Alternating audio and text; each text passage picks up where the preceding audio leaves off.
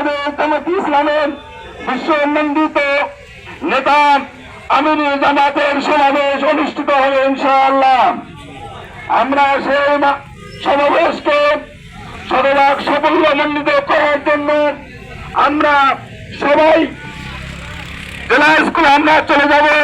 এই জন্য একটি স্লোগান হবে এখানে, নারায়ে তাকবীর, আল্লাহু আকবার, নারায়ে তাকবীর, আল্লাহু আকবার, বাংলাদেশ জামাতে ইসলামী জিন্দাবাদ জিন্দাবাদ জিন্দাবাদ জিন্দাবাদ, বাংলাদেশ জামাতে ইসলামী জামাত শিবির জনতা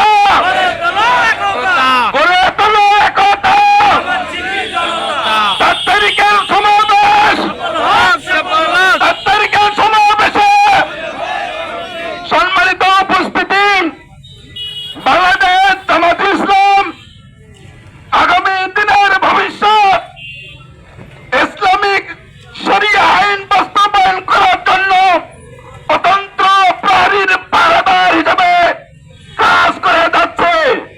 আমরা দেখতে পাচ্ছি আগামীর বাংলাদেশ ইসলামের বাংলাদেশ।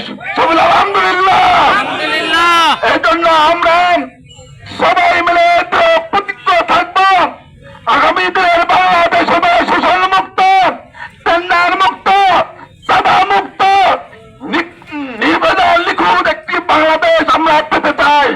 আল্লাহ পাক আমাদের সবাইকে সেই কোরআনের শাসন, ইসলামী শাসন বাস্তবায়নের জন্য আল্লাহ যেন আমাদেরকে তৌফিক দেন।